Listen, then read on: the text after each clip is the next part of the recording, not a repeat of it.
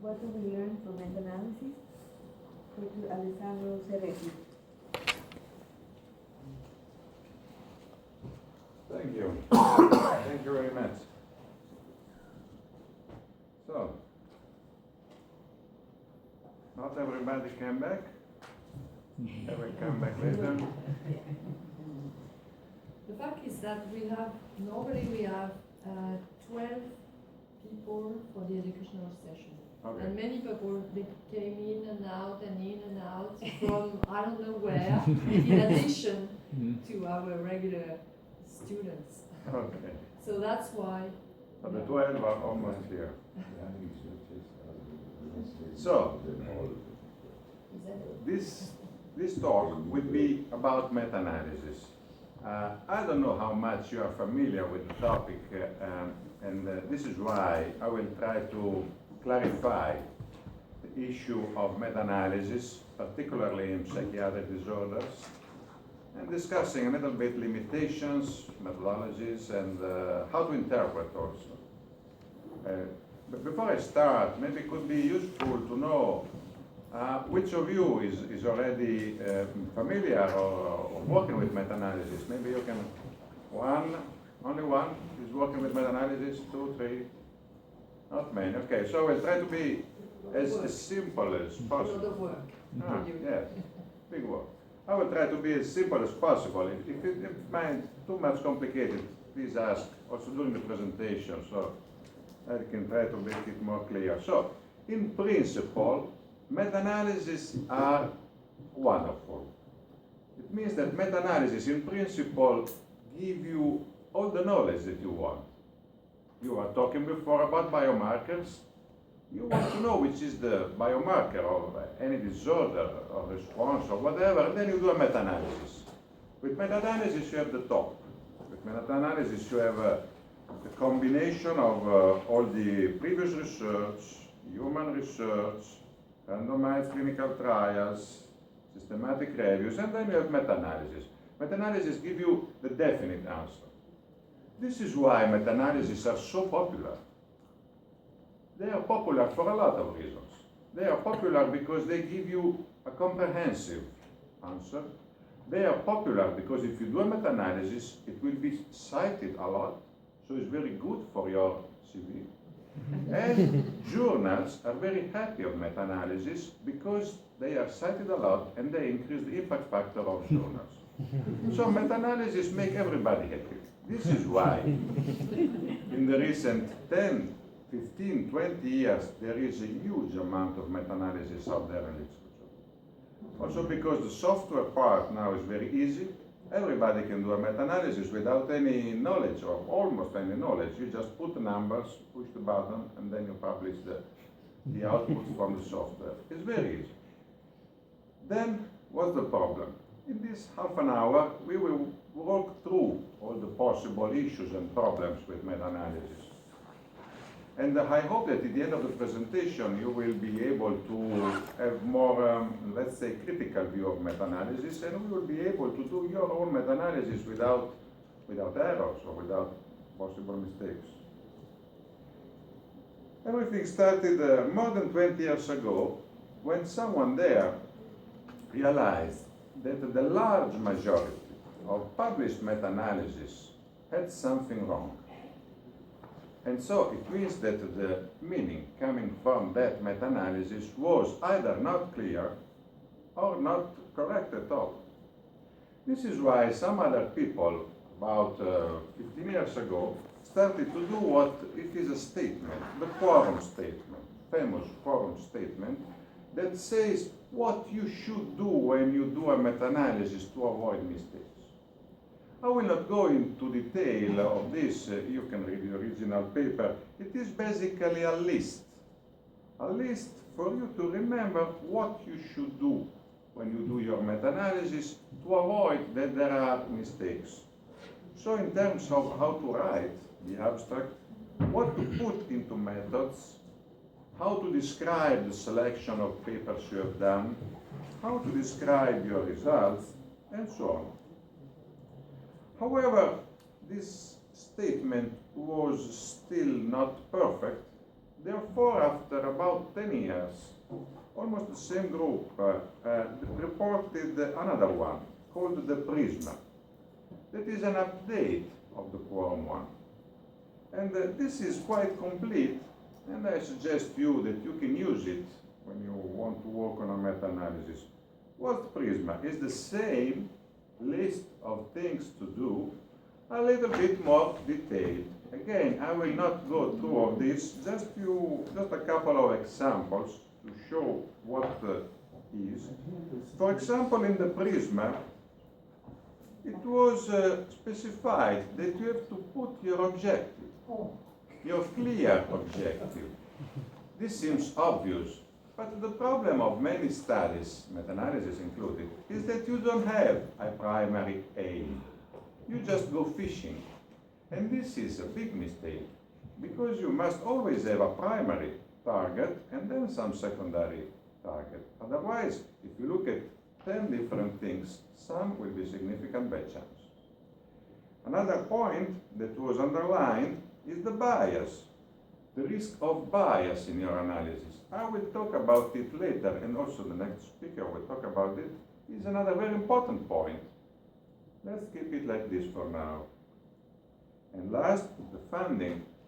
Funding is another big risk of bias, and we will go through this later. So, we have seen that meta-analysis are potentially extremely interesting. Meta-analysis are potentially the best tool we have to know what is going on. This is why they are famous, and they have been a little bit structured by some statements to avoid the possibility of performing wrong meta-analysis.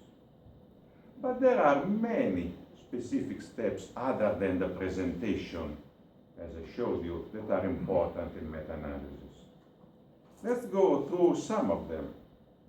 Of course, first two are very simple. I told you before, you must have a specific question that you want to meta-analyze. You need to have the possibility to do a search in all databases, and then you have to do something more specific. For example, the quality. The quality is a very important point in terms of meta-analysis work, because meta-analysis is not else than a mathematical software. So the output depends only on what you put inside. Don't be misled by the nice output graphs that we will see later. They are created by the software. But if you put garbage inside, you will have garbage outside. So it is extremely important to select what you put in your meta-analysis. And we will see that this is a crucial point, that many others still now do mistakes about it. Let's start to be a little bit more practical. Which studies I put into a meta-analysis? This is a very difficult question, and there is no clear answer. For example, you want to do a meta-analysis of, I will talk about it later, also because it's one of my fields, antidepressants in depression. Then, which paper you put inside? Antidepressants and depression, you have 10,000 papers.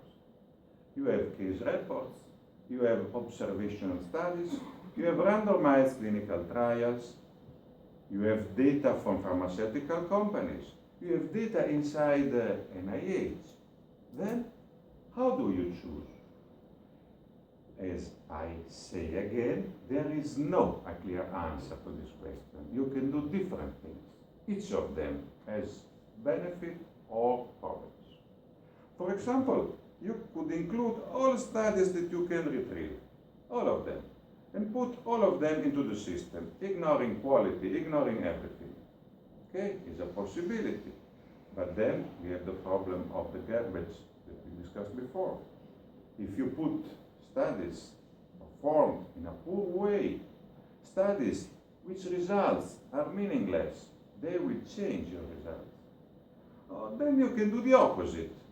you can select only very high quality studies, the ones that are performed perfectly, randomized clinical trial, performed by reliable people, published in high impact factor journals, so you expect that other people already checked it. Good idea. Maybe you have very good data, but they are not enough, and then they are not informative. Or you can do a balance. Then it is the usual strategy of Italian and Greek people, try to balance problems. And we can do a combination. We can include all studies and then try to do some sensitivity analysis.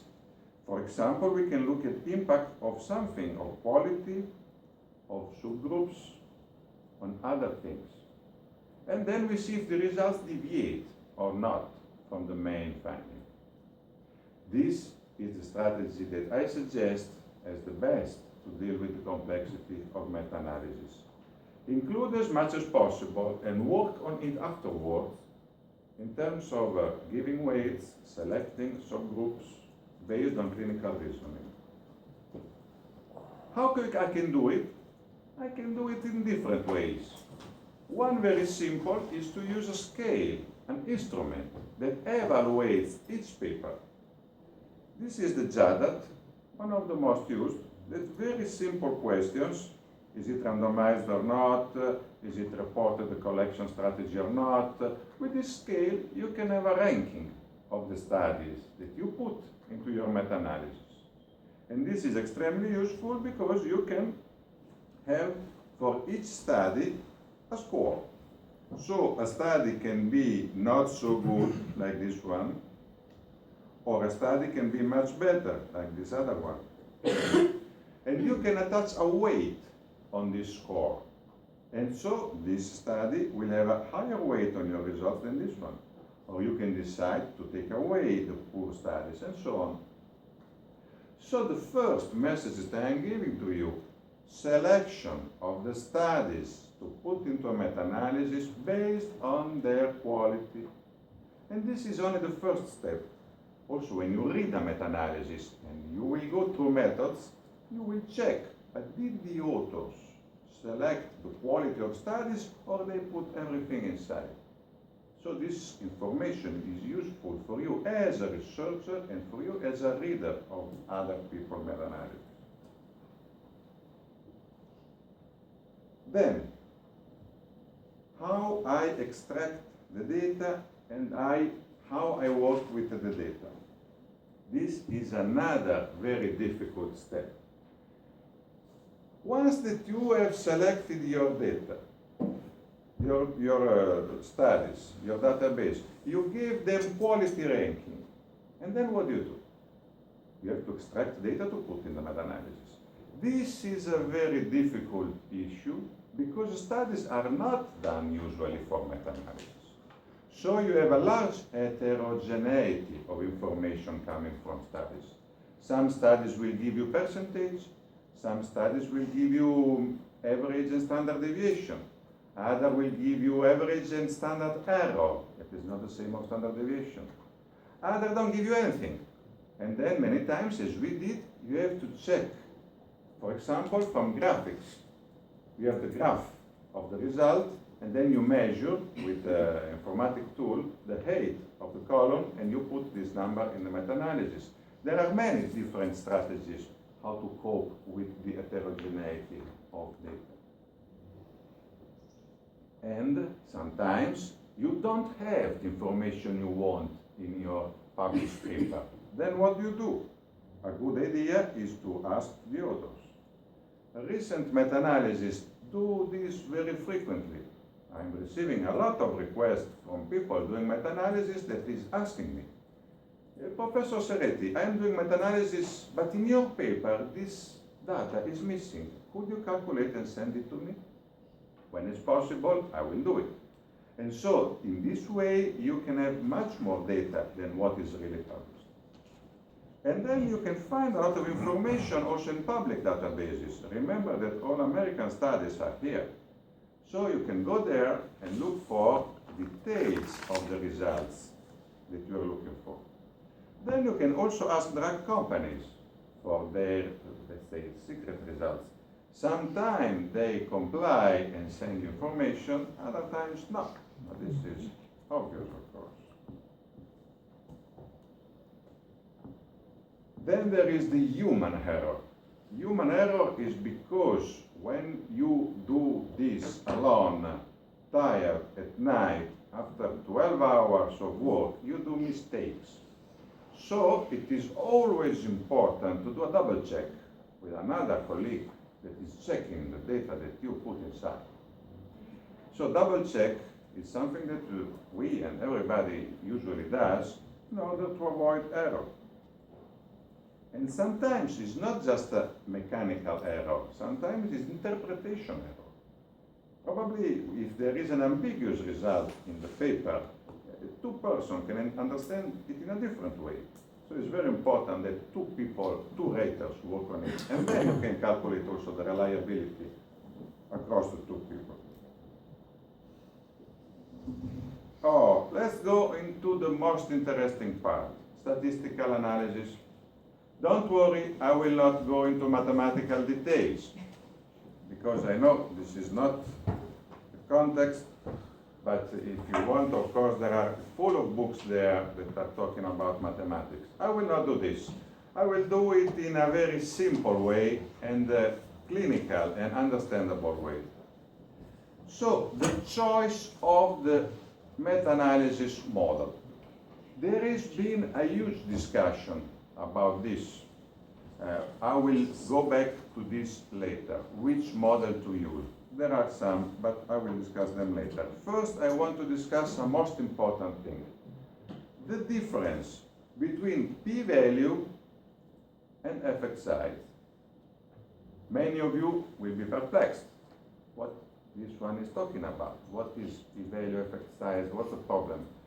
The problem is that it is a very solid difference. It's not just mind statistic. I'm a clinician, like many of you. So I understand that what is important is not important the p-value. What is important is the effect size. Let me clarify. P-value is nothing else than the probability that your result is true. Very simple. So p-value of 0.01, it means that the difference is not due to chance 99% of times. So it means that your result is quite good. The more the p-value is low, of course, 0.0001, the more your result, the difference between the groups that you're looking at is real. Okay? So, probability that the difference is real. But this is not so relevant when you look at the effect size. The problem that many meta-analyses are overpowered. Because when you look at meta-analysis, you look at thousands of people, 10,000 of people. So even a very small difference becomes significant. But the small difference, it means effect size, is not relevant, is not clinically relevant, has no practical impact. Let me make you an example about this. Meta-analysis overpowered for clinically irrelevant results. This example is a very interesting paper. I'm not talking against this paper. This is a nice paper, wonderful. But they look the effect of memantine in Alzheimer's disease. What we see that this is the nice graph that comes out from the input I told you. This is automatically coming out. So this meta-analysis is a success. It's wonderful. As you can see, all the studies demonstrate that the compound is better than placebo. You see, all the results are on the left from the average bar. So it is highly significant, less than 1 out of 10,000 times. So it is for sure significant. But look at the effect size. The effect size is 0.25. So it means that, sure, memantine in Alzheimer's is doing a difference, but the difference is so small, as probably the one of you that are working with Alzheimer's patients, they know, is so small that it's not very relevant, not very clinically relevant. So this is an example of many overinterpretation of meta-analysis results. So you see, a meta-analysis is demonstrating that this factor is clinically important, significant. Yes, it is significant, but which impact it has? Not much. For example, recently there are meta-analyses about genetics of psychiatric disorder, significant SNP that has an odds ratio of 1.05. Wow, 1.05 odds ratio, it means that it is almost nothing. Then in 20,000 patients, you can see that the difference is there, but what's the clinical relevance? Another point.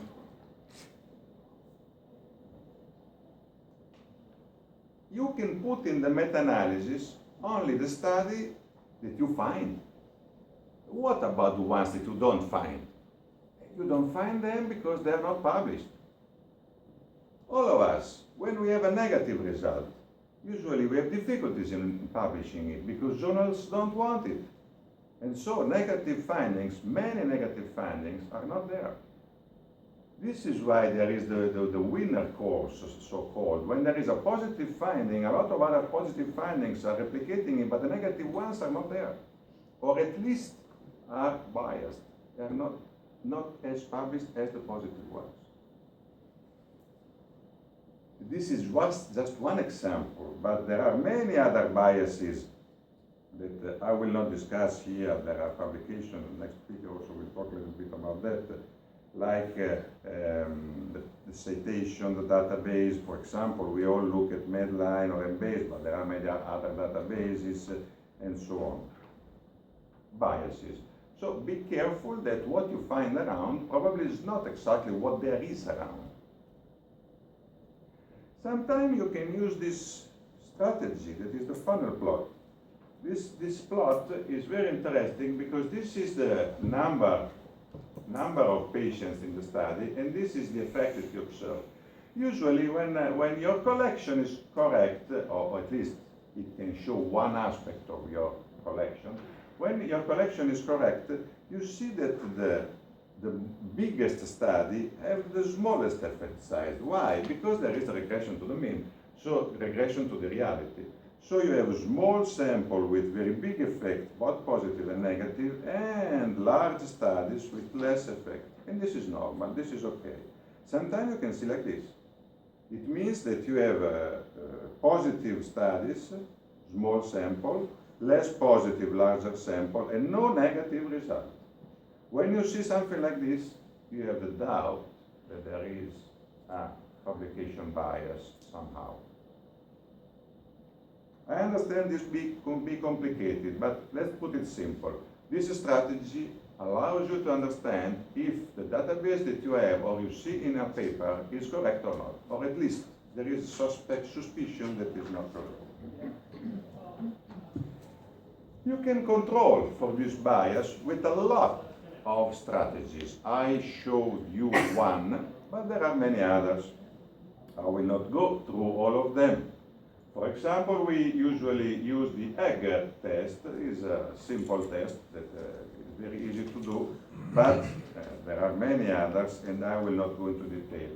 If you want, you can have these slides. I will send it to you, or I will put the presentation on YouTube. You can see it again with more time. Another point that is critical for meta-analysis is the variability across studies. Variability across what you see. In this very famous meta-analysis that probably you heard because it has been discussed so many times during recent years by Kirsch, this meta-analysis is demonstrating that antidepressants do not have a relevant effect in depression. I will not go into detail of this discussion. It has been discussed many times in many other papers. But there is something true in this meta-analysis, that there is a variability in the data. The variability that if patients are very severe, antidepressants work very well. If patients are less severe, the separation from placebo is much less. So you see, this is a heterogeneity in your database that can be controlled, including another variable, but if you don't think at that variable, you don't see the effect. So, antidepressant and placebo are more or less there. If you put severity as a sensitivity analysis, you will see very clearly that low severity almost overlap, high severity, they differentiate much more. So heterogeneity in the data is something that must be dealt of, not only from a mathematical point, but from a thinking point of view. We are a researcher, clinician, we are not computer, so we have to think. And so experience is leading also us. When you remember some of your patients with very mild depression, and you can say, oh, here, fluoxetine is not working. But if you remember your patient with delusional depression, Hamilton of 50, then you have a difference when you treat with antidepressants. And so you can think, oh, why don't include severity in my analysis? So you see how difficult it is to do a meta-analysis, because you have to pair knowledge of how to do it and clinical knowledge. Another point, how to select the source of the data. We already discussed, you should select all the possible sources. But what if you don't do it? Those people are very good people. Well, I discussed with them many times. They're Italian, from Verona, just 200 kilometers from my town. And we discussed a lot with them because I have many doubts about what they do. They do some different meta-analysis from what we do because they do this comparative meta-analysis. So they have a very good outcome because they compare different drugs, which is better than the other. I am skeptical because I don't think that you should rate a drug as best or worse. Every drug has a specificity. This is my opinion. However, when they compare their drugs, they discovered a very nice finding that is exactly this one. When you compare antidepressant and placebo, if you see the published data and the unpublished data, the difference is astonishing. Astonishing. Look, for example, at citalopram. Citalopram, if you look at meta-analysis of published data, the difference is wonderful. An effect size of 0.34, so relevant. But if you consider the unpublished data, the difference with placebo is 0. So this is a little bit astonishing, because then what? Then which is the reality? And this is my purpose today for you, to show you that the reality is more complicated than a simple meta-analysis can show, because it depends a lot how the meta-analysis is done. So it happened for all of them, and this is not surprising. Companies are not happy to publish negative results. Academia is not happy to publish negative results. As the output, we have a bias in positive results, more published than negative results.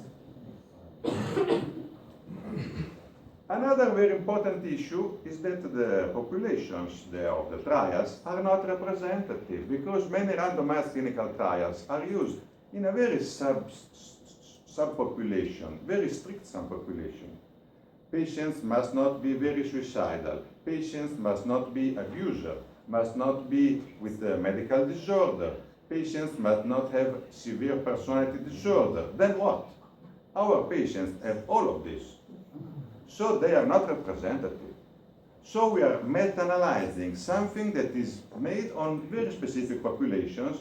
How we can apply it to our population? This is a very open and difficult.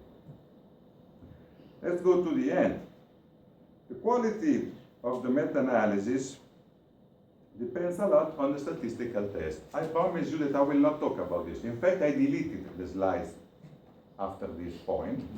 I will just say one word. There is a very interesting experiment of the same data set, with two different statistical methods and different results, opposite results. I discuss this in other contexts when I have more time and the audience is more interested in this. But consider that also the statistical methods that you use can change a lot the results of your meta-analysis. And, of course, the last one, the quality of the studies. When you decide to do a meta-analysis, you must go in a field when there are relevant studies. Otherwise, you are probably losing your time. Sensitivity analysis is something very useful to cope with the problem that I showed you before. When you include very different studies, you should do a sensitivity analysis to see if a subgroup or some variable is mediating results. Remember the severity for the depression. For example, in this study, we did a meta-regression and see how things can impact in paroxetine efficacy. Paroxetine, very common antidepressant, depression, common disease. How it is modulated? It is modulated a little bit by gender, females, a little bit by age, a little bit by the duration of the episode. So these are modulators of paroxetine efficacy in major depression. And you can see with this meta-regression and sensitivity analysis. I will finish a few minutes with some examples. How then meta-analysis can be useful? They can be potentially extremely useful. For example, this paper, I love this paper by Stephen Lev because this is a very well done meta-analysis that gives you very useful information. Many times I look at this data when I have to choose the drug for my patients because in this meta-analysis Lev did something very clever that is not which is the best antipsychotic, but which is the antipsychotic that is more good for my patient. So you see the profile of all of them. Amisulpride, aripiprazole, clozapine, where they excel compared to others. For example, quetiapine is not so good in treating positive symptoms. We already know that, but here we have a number. Which is the best? Clozapine, of course, but also amisulpride is a little bit better. But if the target are negative symptoms, maybe better olanzapine and clozapine again.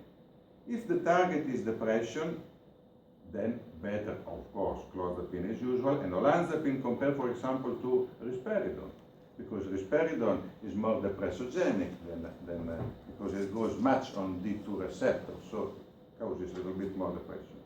So you see how this meta-analysis is very useful to specifically tailor the drug for your patient. The last two meta-analyses, this one we did on weight gain, and it is being cited a lot because it gives you practical information. In this meta-analysis, you see which antidepressant give you more weight gain to another. So when you have to choose your antidepressant, looking at this meta-analysis, you have your finding.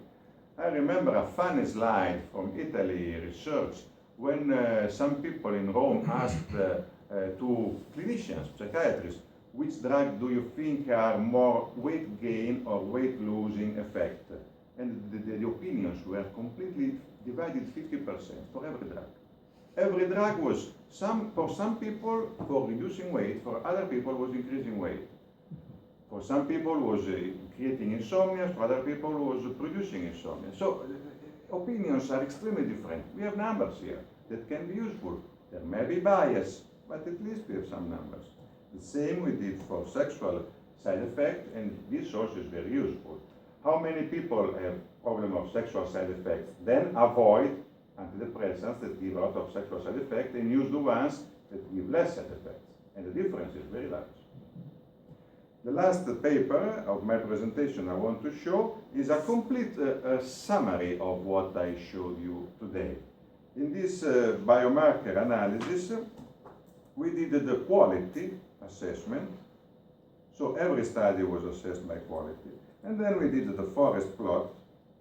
In this case was not significant. And then we did a sensitivity meta-regression analysis of the effect of age and the effect of gender on the results. And we saw that age and gender are mediators of the effect. So this is the final slide. We are in the half an hour. What I would like you to remember from this talk: meta-analyses are potentially extremely useful, both to read and to study and to perform. But they are very difficult to do just because they are simple to do. So it's very easy to do them, but there are a lot of potential biases. If you want to do a meta-analysis, be careful on all the steps we discussed and many others that are discussed in literature too. If you read a meta-analysis, be skeptical. Don't accept the results as they are written in the paper, because you should read through the lines of the paper possible biases that happen during the construction of meta-analysis. Thank you very much. Thank you.